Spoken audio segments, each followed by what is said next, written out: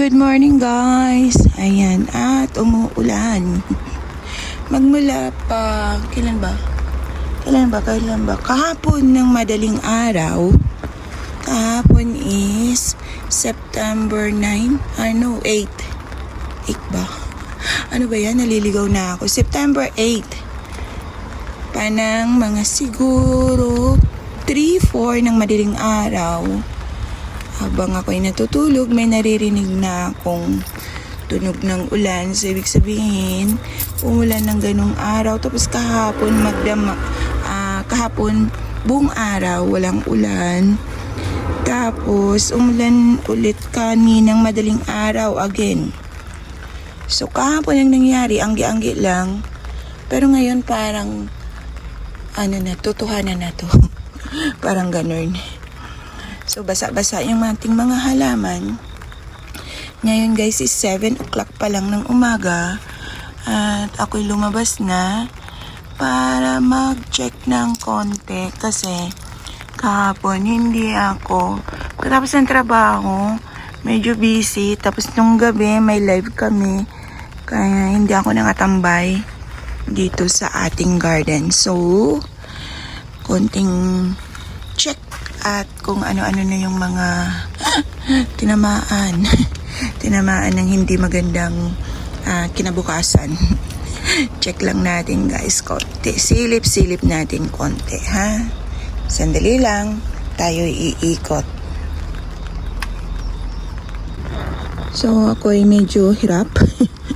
Kasi isang kamay payong, isang kamay cellphone. At as usual, merong slightly sunog-sunog, sunburn. Pero yung pinaka-main naman yan na puno, wala naman tayong nakikitang problema, kaya gora lang yan. Medyo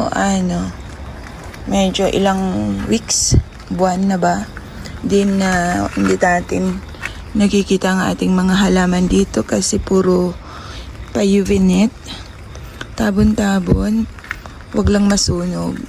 So ngayon, ayan, makikita natin na okay naman sila at ang ating kante.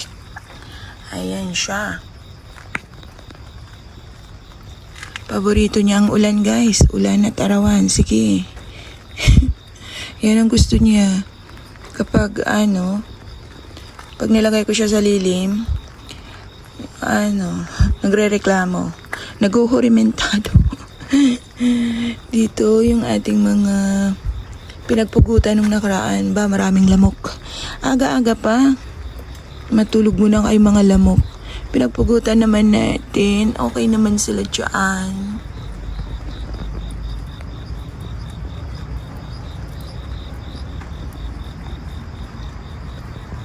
Ayan. At etong nagmamagandang kulay. Ay, butike. Nagulat ako guys. May butiking lumabas.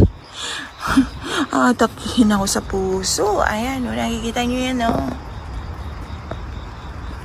Ayun, ang haba. Akala ko, akala ko yun. Akala ko ahas. Buti putiki lang pala. Ay, Diyos ko po. Ay, Ginoo. Diyos ko, Lord. Tapos yung mga nandito naman, meron tayong mga nasisilip na mga dry leaves.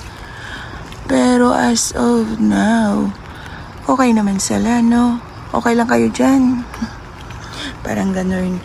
Hindi ko sila mahawakan. May mga nakikita akong dry leaves, guys. Kaso lang, hindi ko mahugot dahil tayo nakapayong sa kabilang kamay. At yung kabilang kamay naman ay eto, may hawak na cellphone. So ngayon, ayan, sisilip-silipin na lang natin. Yung dyan, mga okay naman sila ata. Wala namang At yung dito banda, ayan naman sila. Okay naman sila, no? Ayan, ang ating bagong tanim na si Bali. Ayan, may baby. Sige, tuloy mo lang yan. Mag-baby ka lang ng marami, ha? Very good yan. At yung si cactus natin, parang soon mag-bloom. Yan. Konting ikot-ikot lang at naulan na naman. Pero gusto natin yan kasi mga nandito guys, walang dilig. Kaya, ayan. At ito, dito nagaganda. Ayan, ang ating si Madiba. Gumaganda. Ang ganda ng kulay niya. At yung ating mga succulents na nandito ay okay din. Grabe si Peach Pride, oh. Nagulat ako, may umubo sa likod ko. Si Lolo talaga. Madalas na lang niya akong ginagulat. Tutubuan na ako ng pigsa. At ayan ang ating mga echeveria. At dito, aray ko. Teka lang. Ayan natin si Bali. Mga nag-babies na rin. Yung babies niya guys, ang cute to. Ay, nakita. Ayan. Tapos mayroon pa dun. Hindi ba ang cute na mga babies nila? Ayan pa. Yan. Tapos ang ating tawag nito, millionaire ba ang tawag nito guys? Grabe, nagmamaganda. Ang laki niya na. Tapos ang ating si Fred Ives, andyan. Palakin natin si Fred Ives. Sana walang iwanan, Fred Ives. At ito guys, medyo parang aray ko. Hirap talagang nakapayong. Sabi ko na nga ba eh. Ito. Tingnan nyo. Ganito, ang dahon niya. Ayan.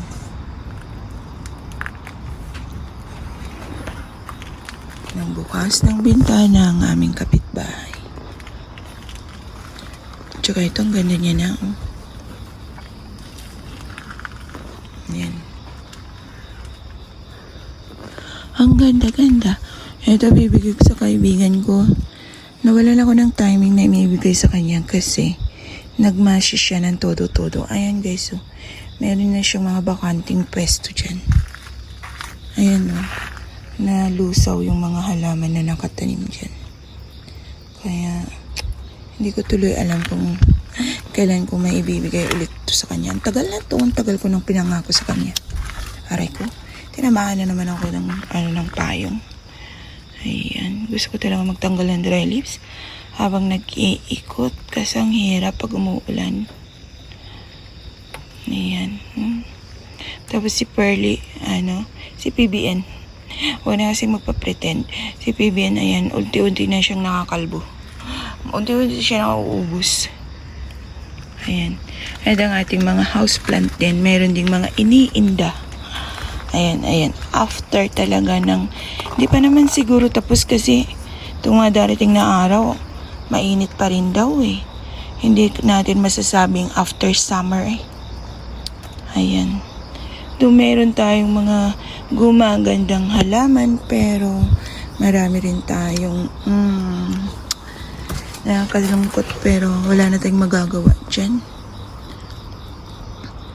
Ayan. O, diba? Ayan si Baldi natin. May pinaglalaanan ako dyan. Kaya, sige, Baldi. Umayos ka. Magpaganda ka. Para presentable ka pagdating ng araw na ibibigay na kita sa mami ko. At yung ating ayunyum, may nilalaan din akong ayunyum dito. Ayun. Yung isang yun. Para sa isang kaibigan. Tayo gagawa ng arrangement. Ba? Namumulaklak yung ating roses doon. Ang ganda. Ayun. Sana magtuloy-tuloy yung mga bulaklak niya. Kasi itong taon na to talaga guys, napabayaan ko yung mga rose ko. Wala akong makitang magandang flower. Ayan. Teka nga, mukha namang hindi pag-aanong malakas ang ulan. Patayin natin yung ilaw. Yung payong para naman makagalaw yung isa nating kamay. Kasi meron akong gustong pagtatatanggalin. Ayan. Kawawa yung ating Nasunog to eh. Ayan. Konti na lang, konting tiis na lang at medyo makakaranas na tayo ng, makakaramdam na kayo ng medyo malamig. Eto, nag-ano siya, nabuhay siya uli. Ayan, yung ating mga houseplant at yung ating mga kalat. Yung ating mga kalat andyan. So, maraming ano guys, maraming nalusaw. At saka nga pala, Kristen, ayan, tinago-tago ko na siya dyan, pero ganyan pa rin nangyari sa kanya. Grabing lash yun nung binili ko sa siya, pero ngayon, ayan, nangingitim, ngitim, ayan. At wala nang laman. Kunti na lang makakalbo na siya. Ay, nako. Ayan.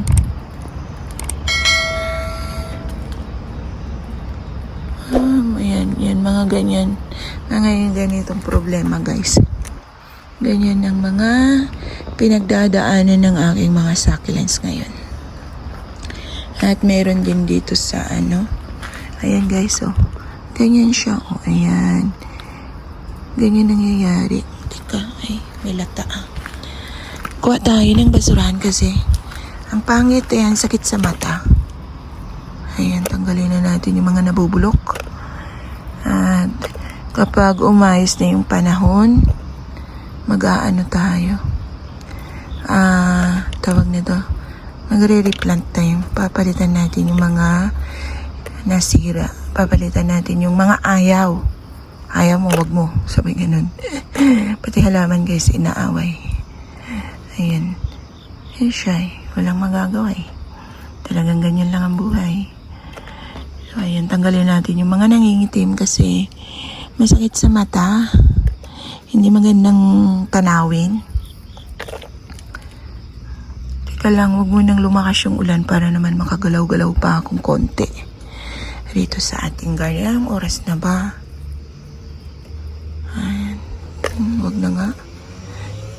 Gusto ko sanang i-propagate ang mga to pero parang hindi rin nagsasucess. Pero ano, sayang naman. Try nating ibaon. Ibaon daw. Itapon natin doon para ganyan lang ako guys. Tinatapon-tapon ko lang yung mga dahon-dahon para pagdating ng panahon kung sila ay palari, mabubuhay sila. Ayan,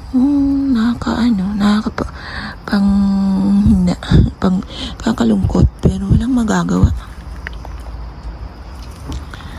Ayun, mga ganitong, ayan, problema sa garden. Ayan siya, guys. Ganyan mga nangyayari sa kanya. Ito naman, okay naman yung iba. Kaya lang, yung sa ilalim lang naman, yung sa taas naman, healthy naman tingnan. Ayan.